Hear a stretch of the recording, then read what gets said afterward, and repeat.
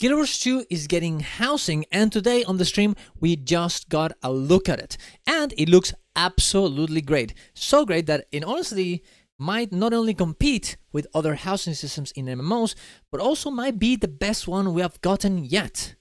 Subscribe to the channel for more content of this. Go to my Ko-Fi if you want to support me, and let's get into it. So here you see the first thing we talk about in the stream. Now we're gonna make a whole overview of all the systems that this housing system gives us and how they compare to other MMOs in a later video. But for now, we're just gonna talk about this stream specifically. You can see the doorways where you go through to your to your homestead, to your house, and you can see that only will work in a party. So if you actually, if for example you are outside of the party and you click on it, it'll tell you that you can join into someone else's party to join their doorway and to check their housing. Now this comes with a few bad things in my opinion.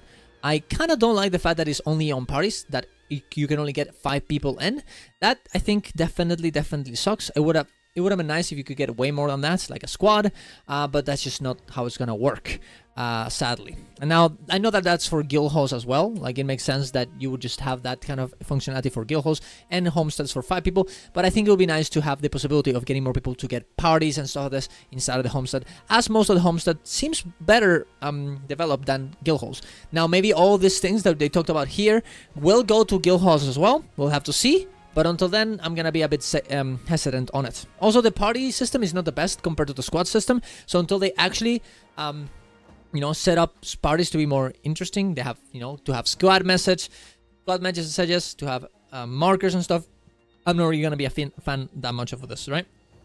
That being said, we have the doorways there. They look pretty cool, and you can also hide them in case people are gonna use them to troll other people inside of the open world, right? Which is, well, ideal, because imagine if people just put them in the middle of a meta event, in the middle of a boss, to prevent you to get other stuff. It's still gonna be annoying if people try it. You're gonna have to click on it and then hide it, but it, you know, probably will help. You know, it'll make it so it's still usable, and it's still, you can still do what you want to do. Also, if you block someone, they will not show their doorways in the open world. So that's pretty cool. I do think maybe we're gonna end up having like a lot of people just memeing and putting an insane amount of doorways to like in the middle of the world just to troll, but we'll see how it ends up working. I'm sure it'll be funny at least. Now, the next thing they talk about is about the automatic collection on the automatic collection of crops, of mining resources, or whatever that you would get from your home instance nodes that you have in your home instances. They're gonna move to the homestead, and there was, you know, this feature that you would click on one button and it would essentially collect everything instantly.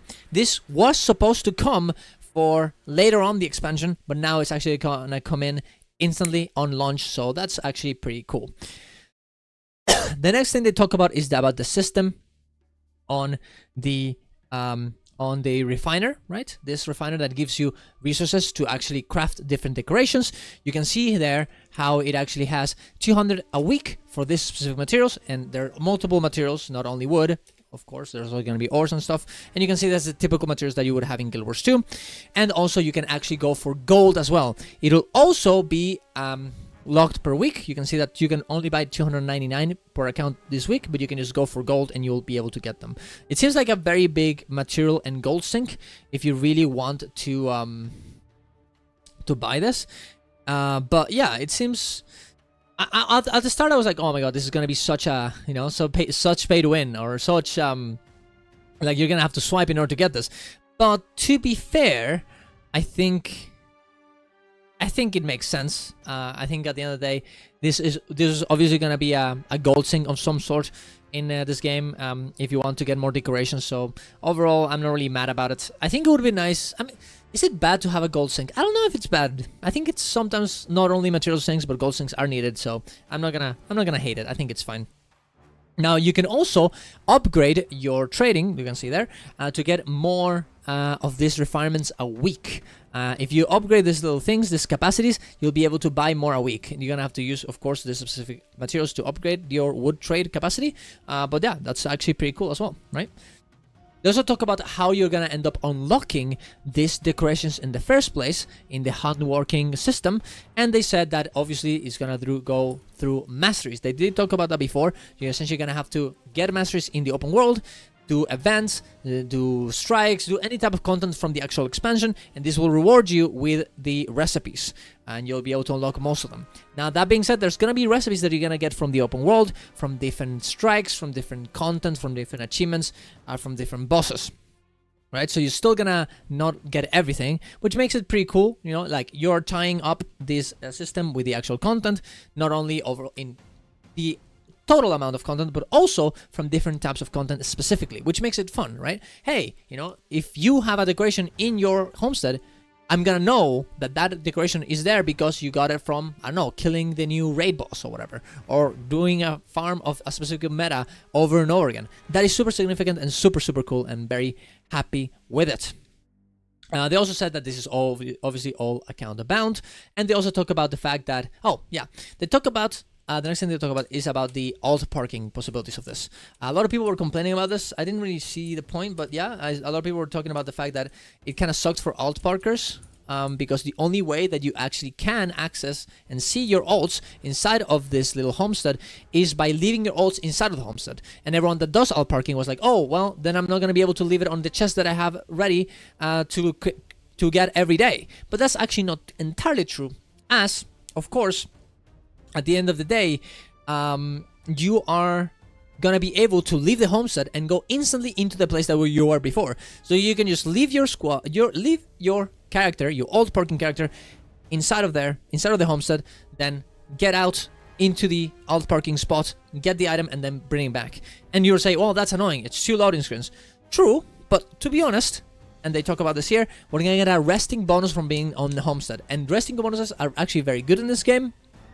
And they said that not only we're going to get those, we're also going to get upgraded versions of it with more masteries later on. So they're not going to be the normal version that we already have on Arborstone in Wizard's Vault. We're going to get even further. So we're going to get heavily incentivized to leaving our characters in our homestead, which I think is a great idea.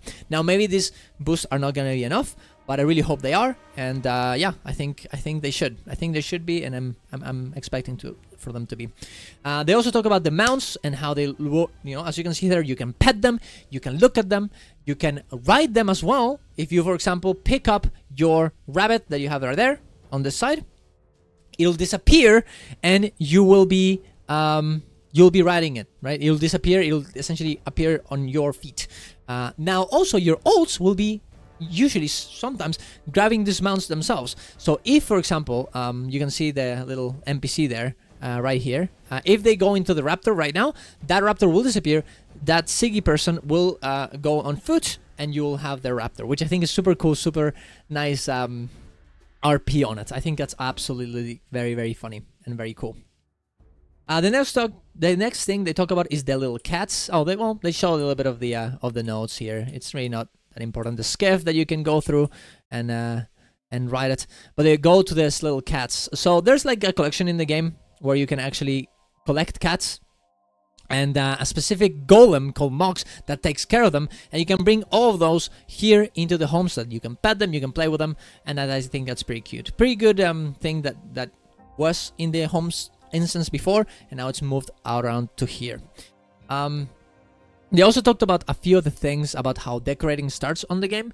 At the end, you know, we knew that a lot of the things that appear in the homestead are going to be placed there inherently and at the start or whenever you get a homestead, right? Just to not get everything as a barren ghostland, right?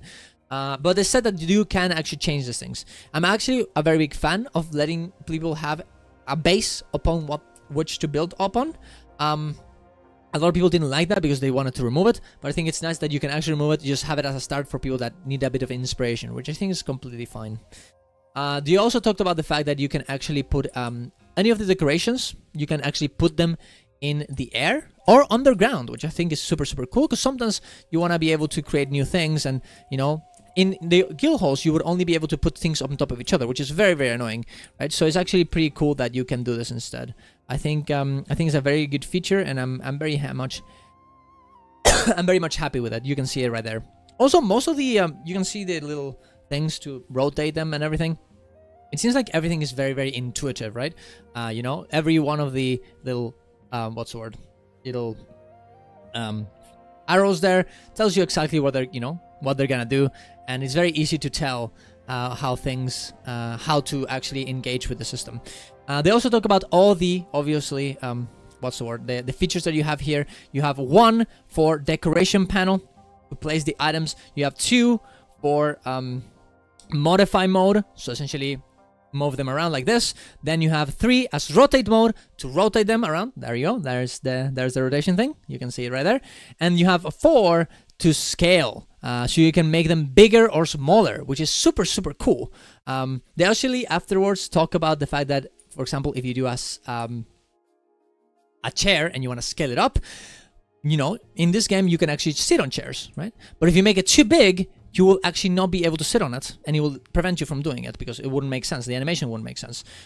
So the way that they do it is that you just have to, you know, put in the correct spot for your specific character and the correct scale, and you'll be able to sit on it, which I think is a very, very cool thing, while still letting you be able to letting you use the chairs and scaling them up and down. They also show this little table, which is super, super cool. You can see how it has board games, war planning, navigation, and playing. You can just change what it shows, which I think is super, super cool.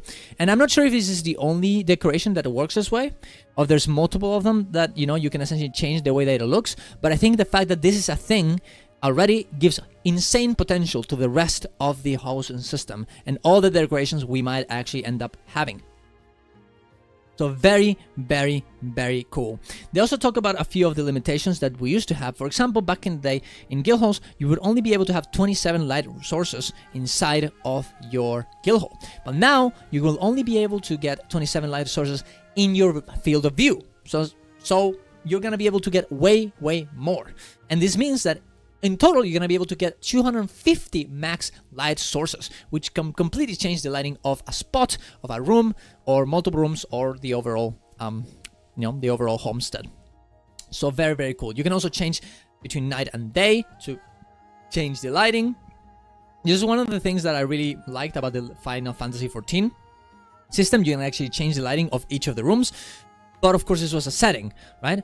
So now, in this case, we're just gonna be able to decorate it with certain light sources to create our own lighting, which obviously is maybe a bit more complicated, but it also seems very, very cool. Next thing they talk about is where the alts go. They showed us, because if you don't know, you can definitely go check my other video when we talked about this, but all of the alts will be in different spots. There's gonna be the heavy armor alts gonna be in one specific spot. The medium alts are gonna be in another one, and the light armor ones are gonna be in another one. I actually can't find it here, but they showed it here on the stream. You can go there and look for it. It actually looked pretty nice, and you can actually make them go around with you. You can pick them up and tell them to follow you around just like this. They actually got the heavy ones. I guess this is the place where you get the heavy ones, right? It's at the start of the yeah, it's right here at the front of the homestead. You can just pick them up and tell them to come with you, which is, I think, pretty cool, right? Yeah, so that's nice.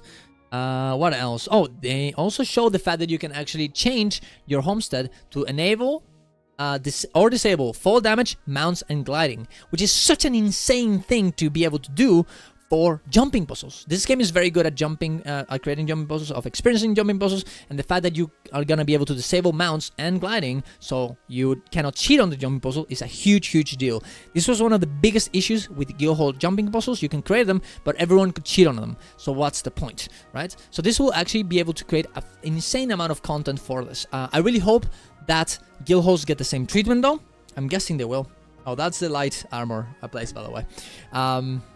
But we'll end up seeing, right? Because at the end of the day, even if that's the case, 5 people is not going to be enough for most people to be happy with and making a jumping puzzle. Like 5 people in a party, it would be nice if you can get 50 instead in a squad and then just blast and have a little bit of a competition. I think it would be so much more interesting.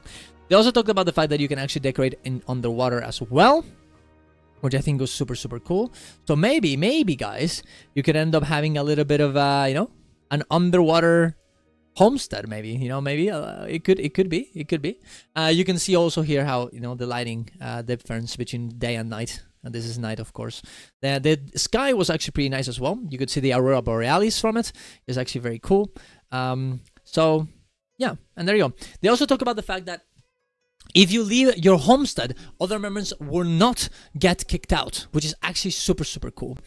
Because I didn't want, like, let's say that I invited all my friends there and I need to go out, or I want to do a strike or whatever. If you leave it, you'll still be able to hang out with your friends. They're going to be able to be in your homestead until you kick them out in some way, right? Which I think is super, super cool. Overall, it seems like everything that I wanted from this is delivered, and I'm very happy to have a little bit of fun with this. Oh, last thing, you can see those little rocks there.